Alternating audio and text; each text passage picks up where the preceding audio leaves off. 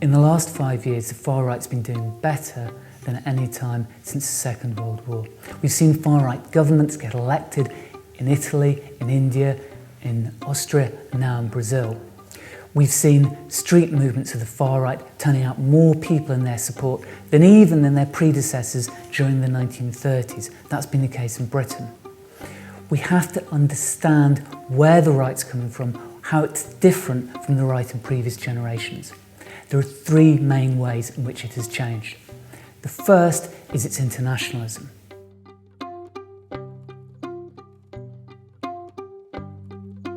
If you do polls of how many people see themselves as far right or hold far right views, it's never more than 3 or 5% of the population. But the far right now is consistently getting 10, 15%, sometimes even more than that in terms of the vote. One of the reasons it's able to seem bigger than it should be is because far right groups in different countries are backing each other.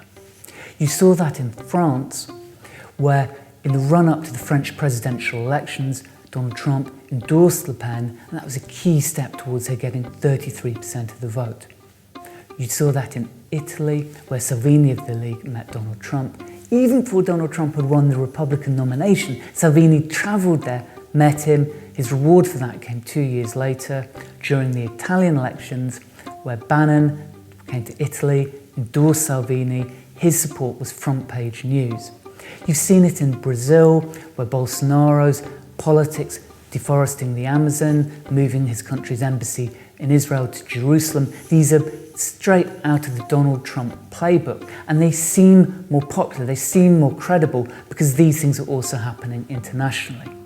You've even seen that in Britain, where Tommy Robinson has been trading off his links over 10 years with anti-Muslim internationals, getting funds, support, speakers from those sources. It's one of the reasons why he seems such a much more powerful politician than he would be if you bore in mind he's only ever had two parties and he led them both to absolute defeat.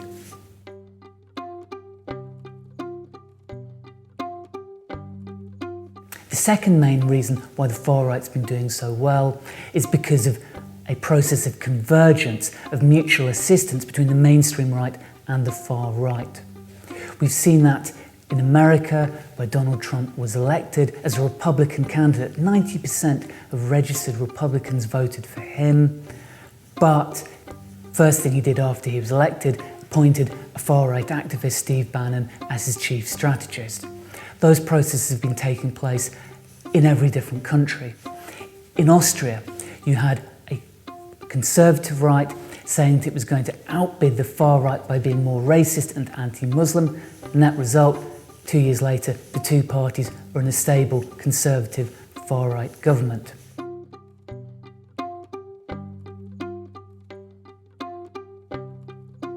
The third process which has been boosting the far right is that the far right has moved away to some extent from fascism.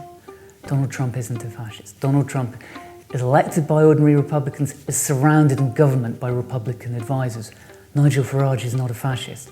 Even Tommy Robinson has got a tattoo on his arm saying how much he loves Winston Churchill. The far right has disavowed fascism to some extent, and this has enabled it to seem more respectable, more appealable, more electable, and that's enabled it to win mass support.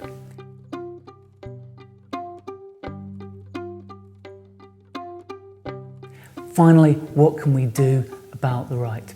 Firstly, we need to be better at internationalism than the far right. We need to be more sustained, more systematic about it. Secondly, we need to break apart this alliance between conservatives and the far right. You saw that at Charlottesville, for example, in 2017. People took to the streets, brought out Trump's alliance with the alt-right. In the end, he had to dump the alt-right. He had to dump Bannon. That's the biggest defeat the far right suffered in the last 2 years. Finally, we need to remember that the right at the moment is already inflicting cruelty on a vast scale. Think of the children travelling to America, being trapped at the border, being separated from their parents. Think of what's happening to the Windrush generation. Think of the sadism which Bolsonaro is promising to inflict on the Brazilian left.